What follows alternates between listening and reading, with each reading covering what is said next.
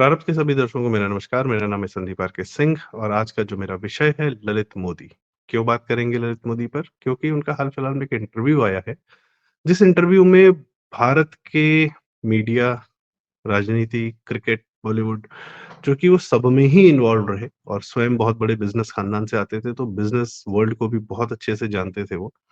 इन सब का जो घाल-मेल था 2014 से पहले, और उसमें क्या होता था, कैसे होता था, उसमें सुनंदा पुष्कर जी का ज़िक्र है, उसमें शशि थरूर का है, उसमें 10 जनपद की भी बात होती है जहाँ सोनिया गांधी रहती हैं, पहले तो राहुल गांधी भी वहीं रहते थे।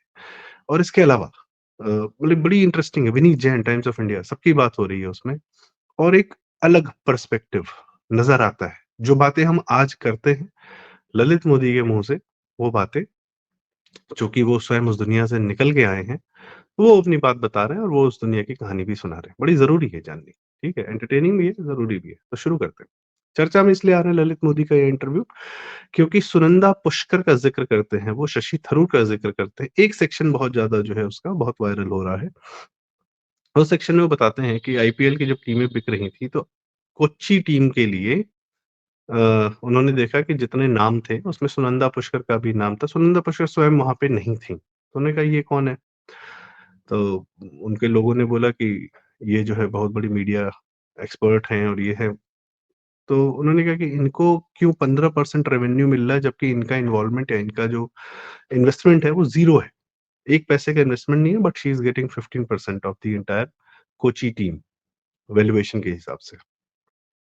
तो फिर लोगों ने कहा, तो फिर बताते हैं कि मेरे पास शशि थरूर का फ़ोन आया। शशि थरूर ने मुझे धमकी दी कि पीएमएलए कर दूँगा, ईडी कर दूँगा, उसके बारे में तुम कोई बात नहीं करोगे और तुम डील साइन करोगे, तुम आईपीएल के हेड होके टीम कोच्चि टीम के में सुनंदा पुष्कर की एंट्री कराओगे। अगले दिन उन्होंने कहा कि आई डोंट केयर, मैं ये नहीं कर रहा। अगले दिन पता चला न्यूज़पेपर्स में कि शशि थरूर की शादी होने वाली है सुनंदा पुष्कर से। चलो ठीक है भई। तो ये उनको समझ में आ गया कि ये एक्चुअली ओनरशिप कहाँ जा रही है। फिर शशि थरूर ने 10 जनपद की भी धमकी दी। शशि थरूर ने 10 जनपद की नहीं, उन्होंने बीसीसीआई के जो हेड थे शशांक मनोहर, उनका फ़ोन आया ललित मोदी का और ललित मोदी ने कहा कि शशांक मनोहर मुझे कभी कॉल नहीं कर देते। उस दिन किया उन्होंने और उन्होंने कहा कि 10 जनपद से ऑर्डर है, ये करना है। आप सोचिए कहाँ आईपीएल टीम और उसमें क्या हिस्सेदारी और किसी एक इंसान का कोई बैकग्राउंड नहीं, उसको कोई इन्वेस्टमेंट नहीं, लेकिन उसको 15% प्रॉफिट का नहीं, रेवेन्यू का, जो वो सीधा का सीधा मतलब इट वाज़ कि अगर वो कोच्चि टीम कोई और खरीदता है, 1000 करोड़ की ये कर ले लेते हैं, तो 150 करोड़ रुपया सीधा-सीधा व्हाइट में सुनंदा पुष्कर के खाते में जाएगा, अगर वो अपना स्टेक बेच देती हैं या even more than that 25% stake था शायद, खैर विदाउट एनी इन्वेस्टमेंट। तो इस प्रक्रिया में ललित मोदी ने पंगे लिए। अब ये एक छोटा हिस्सा है उस पूरे पॉडकास्ट का, उनके जीवन का। परिचय दे लेते हैं ललित मोदी अ, मोदी नगर जो दिल्ली और मेरठ के बीच में पड़ता है, उनके दादाजी ने बसाया था वो, गुजरमल मोदी जी, बहुत बड़े बिज़नेस खानदान से आते हैं। मोदी टायर्स, मोदी के बहुत सारे जो पहले बिज़नेस आप देखते होंगे। और आज भी बहुत सारे बिज़नेसेस में उनका अधिकार है। तो बहुत ही वेल टू डू फैमिली से आते हैं। बात ये मैं थोड़ा इंटरेस्टेड इसलिए हूँ क्योंकि होता क्या है कि जब किसी इंसान को कोई लेगेसी मिलती है, बहुत ज़्यादा रिसोर्सेज़ मिलते हैं, तो मेरा इंटरेस्ट ये जानने में होता है कि वो सब करता क्या है? छोटा-सा उदाहरण, जैसे आजकल मैं बात देख रहा हूँ कि महाराष्ट्र में भाजपा को, शिवसेना को, अजीत पवार को बहुत बड़ी मेजॉरिटी मिली, भाजपा को तो बहुत ज़्यादा मिली, ठीक है? आप उसका करेंगे क्या, इतनी बड़ी जीत का? वो मायने रखता है। कोई इंसान ने बहुत पढ़ा-लिखा, मेहनत किया, गरीबी से निकला, बहुत तैयारी की, आईएएस बन गया, फिर किया क्या? उस अधिकार का, उस पावर का? वो एक्चुअल चरित्र है। तो ललित मोदी जब बिज़नेस वर्ल्ड से आते हैं, तो उनको ये करने की कोई ज़रूरत नहीं थी। वो किसी तरह वो देख रहे थे कि बिज़नेस या बीसीसीआई में क्या पोटेंशियल है। उन्होंने बताया कि जब उन्होंने बीसीसीआई जॉइन किया था, तब बीसीसीआई का जो रेवेन्यू था वो अराउंड $67 मिलियन था और जब वो छोड़ कर गए हैं 2 ढाई साल में, तो बीसीसीआई का रेवेन्यू $1 बिलियन था। हज़ार ठीक है? 67 मिलियन अगर हम उस हिसाब से देखें, मान लीजिए अगर 1 डॉलर जो है ₹70 का है, तो 7,000 करोड़ का रेवेन्यू वो बीसीसीआई के लिए बना के गए थे, जो कि कुछ हार्डली 150-200 करोड़ रुपया था। तो इतना ज़्यादा 10 गुना तो खैर 15 गुना आप मान के चल सकते हैं। 15 गुना उन्होंने कर दिया था 2 साल के अंदर बीसीसीआई का रेवेन्यू। क्यों? उससे पहले वो देख रहे थे कि जो बीसीसीआई के हेड करने वाले लोग थे या board of cricket control of India, वो आपस में ए किकबैक्स ले लेते थे। किकबैक्स मतलब हमने किसी से डील की, मेन डील में, मेन बोर्ड में, मेन ऑर्गेनाइजेशन में पैसा नहीं जा रहा है, साइड से पैसा मेरे पर्सनल अकाउंट में आ जा रहा है। ठीक। इस चीज़ को उन्होंने पहचाना और वो कहानी बड़ी इंटरेस्टिंग है, किस तरीके से वो बीसीसीआई में अंदर जाते हैं और पुराने स्टार वॉर्स, पुराने जगमोहन डालमिया जी, इन लोगों का वर्चस्व तोड़ते हैं। ठीक। बस बात सिर्फ ये नहीं कि आप बीसीसीआई हेड बन के बीसीसीआई का रेवेन्यू आपने क्रिएट किया। You created IPL. भारत में आज की डेट में और भारत को वर्ल्ड लेवल पे ले जाने वाला एक बहुत बड़ा, खैर मैं देखता नहीं हूँ, मैं क्रिकेट का इतना ब्लास्फेमी हो जाएगी अगर मैं क्रिकेट के बारे में कुछ कहूँगा। मैं देखता नहीं हूँ, पर मैं यह देखता हूँ कि जैसे पहले भारत में 11 खिलाड़ी खेलते थे, ठीक है? 2-4 खिलाड़ी आपके भारत की टीम में और आपके स्टैंड बाई पे रहेंगे। पर आईपीएल की वजह से आईपीएल में जो नियम था कि हर टीम में 7 खिलाड़ी कम से कम भारत के होंगे, 6-7। तो आप सोचिए कि 55 से ज़्यादा अगर 10 टीमें हैं, 5 खिलाड़ी 6 खिलाड़ी का था। अगर 10 टीमें हैं तो आप मान के चलिए 60 नए खिलाड़ियों को मौका मिल रहा है। पुराने तो जो खेल रहे हैं वो खेल ही रहे हैं, कुछ नए खिलाड़ियों को भी मौका मिल रहा है। तो क्रिकेट में अचानक से एक जंप आ जाता है क्रिकेट को परस्यू करने वाले। अगर आज के बच्चे जो हमारे क्रिकेट खेलते हैं, अगर उनको बहुत ज़्यादा सीधे इंडियन टीम में नहीं जा रहे हैं, अगर आईपीएल भी खेल लेते हैं, तो भी उनका एक करियर का ठीक-ठाक तो सडन जंप खिलाड़ियों के पर्सपेक्टिव से, ईशांत शर्मा और इस तरह के बहुत सारे खिलाड़ी आईपीएल में ही चमके, ठीक है? सेकंड, उनके रेवेन्यू बढ़ जाते हैं, उनके आमदनी बढ़ जाती है। छोटे-छोटे शहरों में, पहले दिल्ली, ईडन गार्डन और जैसे स्टेडियम्स को भी तो अपने रख-रखाव और बेहतर करने के लिए उनको पैसा चाहिए। इंटरनेशनल मैचेज़ अब 24 घंटे के हो रहे हैं या वनडे है, तो उसमें जब स्टेडियम में धीरे-धीरे जनसंख्या कम जा रही, पब्लिक कम जा रही है, स्टेडियम्स को वापस भरने का जो काम किया वो आईपीएल ने किया और अमेरिका के लीग से ही अगर सीखा उन्होंने तो भी ठीक है। My point is he created something good economy wise. आज लखनऊ में आईपीएल होता है, बनारस में बन रहा है, अहमदाबाद है और भी पुणे का भी है इस तरीके से। तो सिर्फ इंटरनेशनल मैचेज़ के अलावा 3 महीने का एक पूरा सीज़न होता है कि जिसमें आईपीएल खेला जाता है। ख़ैर उसकी अपनी कंट्रोवर्सीज़ हैं पर as a sport, as a entertainment it's okay, ठीक है। कुछ जंप ही मिला है। उसी की तर्ज पे फिर बैडमिंटन प्रीमियर लीग शुरू हुई, कबड्डी प्रीमियर लीग शुरू हुई। तो इस प्रकार से जो खिलाड़ी हैं, कुछ ग्लैमर देके क्योंकि जनता ग्लैमर थोड़ा-सा चाहती है। सूखे खेलों में भी तो कबड्डी प्रीमियर लीग की टीम के मालिक हो गए अभिषेक बच्चन और ये सब। तो ये सब चल रहा है, ठीक है। कुछ तो जुड़ा। स्पोर्ट्स में भारत में जहाँ पर हम सिर्फ़ 4 साल में 1 बार ओलंपिक्स में देखते हैं कि किसमें मेडल आया, उसमें भी अगर मेडल आ जाता है तो फिर कुश्ती पहलवानी में कंट्रोवर्सीज़ होने लगती हैं, यह सब है। तो स्पोर्ट्स और क्रिकेट के अलावा और कोई देखता नहीं। वो भारतीय भी जो है इंडियन क्रिकेट टीम को ही खेलते हुए देखते हैं और ज़्यादा दूसरे देशों के आपस के मैचेस में बहुत उनका इंटरेस्ट होता नहीं। इसको बढ़ावा दिया उन्होंने, इंडियन चेहरों को और ज़्यादा सामने लेकर आए, गुड। बात आईपीएल की नहीं है, बात बीसीसीआई की नहीं है, बात ये है कि जिसने किया, जिसने बनाया, फिर वही होता है शहर बसाओ तो लुटेरे चले आते हैं। तो ये जो कोची वाला जो मैंने आपको बताया, ये सीधे-सीधे ये था कि इतनी बड़े एम्पायर में हम लोग का भी हक बनता है, जो राजनीतिज्ञ करते हैं। मैं एक छोटा-सा उदाहरण बताता हूँ। प्रदीप सिंह जी का या किनका तो मैं एक शो देख रहा था, उसमें यह कहा गया कि मुख्तार अंसारी जेल से बाहर आए, जब वो ज़िंदा था। समाजवादी पार्टी या मुलायम सिंह की सरकार थी उस समय। तो वह किसी से मिल लिया, किसी के ऑफ़िस में जाके, किसी पुलिस अधिकारी के। किसी रिपोर्टर ने फ़ोटो खींच ली और छाप दी। तो मुख्तार ने उस रिपोर्टर को बुलाया, प्यार से बताया कि, "यार तुमको नहीं पता तुमने क्या किया है। अब ये सिर्फ़ फ़ोटो दिखा के हमसे 5 करोड़ और वसूले जाएँगे।" तो माफ़ियाओं को लूटने वाले माफ़िया यहाँ पे लखनऊ में नेतागिरी करते हैं, आज भी करते हैं, उनके खानदान वाले आज भी हैं।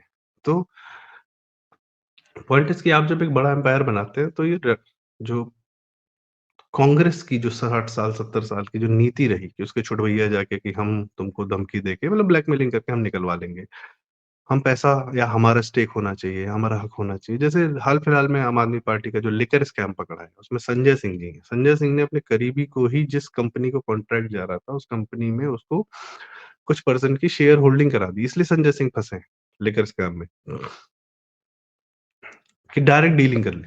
कि हम तुमको ये करवा रहे हैं गवर्नमेंट कॉन्ट्रैक्ट तो हमारा इतना हिस्सा बनता है। पर ये तो गवर्नमेंट कॉन्ट्रैक्ट्स की बात हो गई। पर जो एक प्राइवेट बॉडी है, प्राइवेट काम कर रही है, उसको डिस्टर्ब किया गया। उसको सेकंड आईपीएल आपको याद होगा 2009 का इलेक्शन था। साउथ अफ्रीका भेजा गया कि हम आपको सिक्योरिटी नहीं दे सकते। इसमें भी बड़ी डिटेल में उन्होंने बताया कि वो एक-एक वेन्यू पिक करते जा रहे थे। आसान नहीं था पूरी आईपीएल को साउथ अफ्रीका लेके जाना और हर वेन्यू मना किया जाने लगा। कांग्रेस रूलिंग स्टेट्स ने मना कर दिया कि हम नहीं करने देंगे अपने यहाँ पे। फिर जब बीजेपी स्टेट्स में जा रहा था, तो वहाँ पे भी कुछ रूल लगा के इनको सिक्योरिटी चाहिए थी। वो सिक्योरिटी भी अवेलेबल नहीं कराई गई सेंटर के द्वारा बीजेपी रूल्ड स्टेट्स में, क्योंकि बीजेपी रूल्ड स्टेट्स ने कहा कि हम लोकल पुलिस और हम वो अपनी सिक्योरिटी दे देंगे, पर इनको थोड़ी-सी एडिशनल सिक्योरिटी चाहिए थी। खैर, तो आईपीएल 2 ना हो, इसका पूरा प्रयास कांग्रेस सरकार द्वारा उस समय किया गया। आप ये देखिए कि भारत किसी दिशा में कहीं बढ़ने का प्रयास करता है, तो कांग्रेसी तंत्र जो है मैं इसलिए ये बात कर रहा हूँ आज, कांग्रेसी तंत्र उसको सदैव रोकने की, काटने की बात करता है। और ये नेहरू के ज़माने से चला आ रहा है। कांग्रेसी तंत्र क्या है? जो लोग विदेशी शक्तियों के हाथों बिकने को तैयार हैं, भारत को बेचने को तैयार हैं, कांग्रेसी तंत्र में सिर्फ़ और सिर्फ़ वही लोग रहते हैं। और ये आज से नहीं है, ये लेगेसी नेहरू की है। नेहरू ने 1991 तक इंश्योर किया कि भारत की एंटरप्रेन्योरशिप, भारत का बिज़नेस हाउसेस, भारत को जो लाइसेंस राज था, किस तरीके से भारत की पूरी एंटरप्रेन्योरशिप को खत्म किया गया। इसकी डिटेल बहुत सारे तरीके से आप देखिए, बैंक्स नेशनलाइज़ किए गए, एलआईसी नेशनलाइज़ की, एयर इंडिया नेशनलाइज़ किया गया। पर विदेशी कंपनी जो भारत में बेच रही थी अपना सामान, उनको कभी नेशनलाइज़ नहीं किया गया। उदाहरण के तौर पे ब्रिटिश कंपनी थी यूनिलीवर, जिसके सामान आज आज भी हम और आप यूज़ करते हैं हिंदुस्तान यूनिलीवर के नाम से। पर वो सदैव से ब्रिटिश कंपनी थी। American company Procter and Gamble बेच रही थी। क्या बेच रही थी? साबुन, तेल, ये वो जो आप लक्स इस तरीके की चीज़ें, डेटॉल ये सब देखते हैं आप। इसमें ज़्यादातर शेयर अमेरिकन नेस्ले, पेप्सिको ये सब जितनी कंपनीज़ हैं, जॉनसन एंड जॉनसन। आप अपने यहाँ से सिर्फ एक आईटीसी और दूसरा पतंजलि ने एक डेंट इनको दिया। द पॉइंट इज़ कि आप इंटरनली कुछ ना कर पाएँ, आपके अपने लोग मैन्युफैक्चरिंग ना कर पाएँ और ये बात जो है आपकी आईटी में भी आती है। आईटी सुपर पावर, आईटी में इंफॉर्मेशन टेक्नोलॉजी में भारत के बच्चे बहुत तेज़ हैं, पर वो काम करेंगे अमेरिकन कंपनीज़ के लिए, वो अपनी कंपनीज़ नहीं बना सकते। आप देखिए कोशिश करके कितने लोगों ने कोशिश की, फ्लिपकार्ट कोशिश की, वो अंततः उसकी ओनरशिप अमेरिकन कंपनी के पास में है। ओनर्स फ्लिपकार्ट को छोड़ के जा चुके हैं। अमेज़न आई तो वो तो ख़ैर विदेशी कंपनी थी। यहाँ की जितनी इंडियन कंपनी आईटी में आपका कोई प्रोडक्ट नहीं है। सारे प्रोडक्ट, सारी big companies ownership American companies. ख़ैर वो एक अलग बात है, कई बार हो चुकी है। तो कांग्रेसी तंत्र सदैव से भारत में कुछ भी अच्छा होते हुए नहीं देख सकता है। इसीलिए शायद नरसिम्हा राव जी ने किसी भी मजबूरी में, देश दिवालिया होने वाला था 1991 में और इसका पूरा 6 महीने में चंद्रशेखर ने नहीं दिवालिया कर दिया था। राजीव गांधी की नीतियाँ, इंदिरा गांधी की नीतियाँ और 90% इनकम टैक्स और इस तरीके से जो उन लोगों ने जितने कुकर्म किए, उनकी वजह से भारत दिवालिया होने जा रहा था। और उस समय नरसिम्हा राव ने जब इकोनॉमी खोली, तो भारत को एक राहत की सांस मिली, कुछ ऑक्सीजन मिला करने का। भारत ने 20 साल में करके दिखा दिया, उसके बाद भगवान भला हो के अटल जी आ गए। तो 10 साल का अनइंटरप्टेड, अगर उस समय सोनिया गांधी आ गई होती तो फिर से मैन्युफैक्चरिंग बंद कर दी, जैसा उसने चाइनीज़ कम्युनिस्ट पार्टी के साथ एमओयू करके बहुत कोशिश की कि भारत की मैन्युफैक्चरिंग बंद हो और इसके बहुत सारे एग्ज़ाम्पल्स मेरे पास पर्सनल लेवल पर भी हैं। खैर वो आज का मुद्दा नहीं है, मुद्दा है ललित मोदी। मैं ललित मोदी की कोई तारीफ़ नहीं कर रहा, मैं कोई उनको बचाने की बात नहीं कर रहा या मैं सिर्फ़ उनके एक पॉडकास्ट को सुन के बहुत ज़्यादा उनसे प्रभावित होना, नहीं। बट द पॉइंट इज़ कि it his side of story, उनकी कहानी क्या है? वो बताते हैं कि टाइम्स ऑफ इंडिया के जो मालिक हैं विनीत जैन, वो खुला बोल रहे हैं कि भई वो मेरे को जो शब्द उन्होंने इस्तेमाल किए मैं नहीं यहाँ करना चाहता, पर कि they were involved with women, other women apart from their family. परिवार की महिलाओं के अलग से भी और लेकिन नाम छापता था, ललित मोदी का बदनाम उसको करता था क्योंकि स्कैंडल सेल्स। खैर टाइम्स ऑफ इंडिया ग्रुप भी जो है अंग्रेज़ों का ही था, बेनेट एंड कॉलम, वो भी फिर साहू परिवार ने खरीदा और वो प्रक्रिया में वो देखिए नेहरू के गुड बुक्स में सदैव रहे वो लोग, ठीक है? तो वही तंत्र के वो पार्ट हैं। दूसरा, बीसीसीआई का रेवेन्यू बढ़ा। आज हम देखते हैं कि बीसीसीआई वर्ल्ड की बहुत पावरफुल, बहुत रिचेस्ट बॉडी है। बीसीसीआई को बीसीसीआई बनाया, उसको काफ़ी धार दी, काफ़ी उसको रिसोर्सेज़ दिए, फिर आईपीएल क्रिएट किया, फिर भागना पड़ा। भागने की भी कहानी बड़ी अलग। कि एयरपोर्ट पे वो अपनी गाड़ी में किसी और को भेज रहे हैं, फिर खुद साइड से निकल रहे हैं और किसी ने उनको जो है मदद करके किसी तरह एक प्राइवेट जेट पे चढ़ा के देश से बाहर निकाला। यह तय हो गया था। क्यों? पंगा लिया था 10 जनपद से, सोनिया गांधी से डायरेक्टली कि आप जो कह रहे हो कोच्चि टीम का सुनिंदा पशर को देने का, मैं नहीं दूँगा, बात खत्म। ये एक कहानी होगी, बाकी और भी कई सारी बातें होंगी। ये जो सामने बात आ रही है, मैं सिर्फ उनकी बात कर रहा हूँ। तो पॉइंट इज़ कि बड़ा इंटरेस्टिंग पॉडकास्ट है, आप लोग ज़रूर सुनें। कोशिश करूँगा उसका लिंक मैं डिस्क्रिप्शन में शेयर कर दूँगा। उससे कुछ हिस्से भी चल रहे हैं और एक कहानी है, भारत की भी कहानी है उसमें। मेन सबसे ज़रूरी बात मैं उसपे ये क्यों कर रहा हूँ, क्योंकि उसमें भारत की कहानी है। किस प्रकार से एक तंत्र भारत की साँस पर कैसे अपना पाँव रखा रहा, भारत को हिलने नहीं दिया, जिसने कुछ करने का प्रयास किया उसको पीछे खींचा और उसको नॉर्म बना दिया कि ये तो होता ही है, कि क्रैब मेंटालिटी है भारत में कि पकड़ के नीचे खींचते हैं। पर ये आज की डेट में तो हम नहीं देख रहे। एंटरप्रेन्योर्स अगर आगे बढ़ रहे हैं, स्टार्टअप्स खोल रहे हैं, स्पेसशिप्स ड्रोन्स बना रहे हैं, सब कुछ कर रहे हैं। बहुत सारी पीएलआई स्कीम्स में बेहतरीन मैन्युफैक्चरिंग कर रहे हैं, सब कुछ कर रहे हैं इंडियन एंटरप्रेन्योर्स। उनको तो मदद की जा रही है, दे आर वेरी हैप्पी। आजकल परिवार भी उनको मदद करते हैं, अच्छा स्टार्टअप कर रहे हो, चलो कोई बात नहीं। पर यह मानसिकता अब आई है, कि पहले नहीं थी। 2014 तक मुझे पता है मानसिकता क्या थी, इस देश का कुछ नहीं हो सकता। और ये क्यों था? इसी वजह से था कि कोई कुछ यदि कहीं कुछ करने का प्रयास कर रहा था अपने रिसोर्सेज़ से, अपनी लेगेसी से, तो उसको कांग्रेसी तंत्र जो अमेरिकन कंपनीज़ के बेहेस्ट पर आज भी, जो अदानी जी को गाली दी जा रही है बार-बार, बार-बार, बार-बार, उनके शेयर गिराए जा रहे हैं, वैल्यू गिराई जा रही है।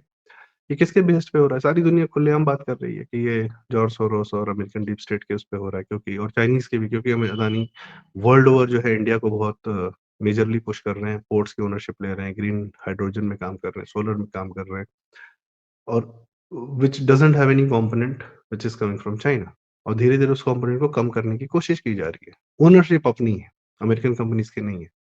तो पॉइंट इज़ कि ये एक प्रक्रिया जो चल रही थी, इस पर बहुत बड़ा विराम लगा है और यह प्रक्रिया जो कांग्रेसी तंत्र द्वारा भारत की साँस रोकने का, भारत के गले में मतलब कुछ ना करने देने का जो पूरा माहौल बनाया जा रहा था, बम फट रहे थे, ट्रेनों में बम फट रहे थे, हर जगह बम फट रहे थे, इनसिक्योरिटी का माहौल था। 26/11 हुआ अभी हाल-फिलहाल में उसकी हमने परसों ही 26 नवंबर था, मुंबई में 26/11 हुआ। यह सब कांग्रेसी तंत्र में हो रहा था ताकि यहाँ पे कोई सिक्योर फ़ील ना करे, कोई कुछ ना कर पाए और यदि कोई कुछ करने जब जाता है, तो उसको पूरी तरह हैरान-परेशान किया जाए और इनके तंत्र में फल-फूल कौन रहा था? विजय माल्या टाइप के लोग, जिनको बैंकों से हज़ारों करोड़ मिल जा रहे थे और वो उसको एन्जॉय करके भाग जा रहे थे। मेहुल चोकसी जैसे लोग, सब को किसको फल बैंकों की व्यवस्था को पूरी तरह ध्वस्त कर दिया था कांग्रेसी तंत्र ने। उस पर एक अलग चर्चा होगी एनपीए कितना था हमारा। और पॉइंट इज़ कि कांग्रेसी तंत्र कभी यह नहीं चाहेगा कि भारत का भला हो और ये सत्ता में रहते हुए भी उन्होंने दिखाया और सत्ता के बाहर रहते हुए भी आज भी वही कर रहे हैं। मुख्य मुद्दा ये कि एक आदमी की कहानी के माध्यम से भारत की कहानी, क्रिकेट की कहानी, एंटरटेनमेंट इंडस्ट्री की कहानी, साथ में उस गंदी राजनीति की कहानी जो भारत को आगे नहीं बढ़ने देता है, वो ये पॉडकास्ट थोड़ा-सा उस पर प्रकाश डालता है। आज के लिए इतना ही। बहुत-बहुत धन्यवाद आपने मुझे सुना और मैं चाहता था कि मैं इस पॉडकास्ट का एक परिचय भी आप लोग के साथ शेयर करूँ या मेरे विचार उस पर शेयर करूँ। अगर आपको विचार ज़रूरी लगे, सही लगे हों, तो कृपया वीडियो लाइक करें, शेयर करें, चैनल ज़रूर सब्सक्राइब करें प्रारब्ध। इसी के साथ बहुत-बहुत धन्यवाद, नमस्कार, प्रणाम।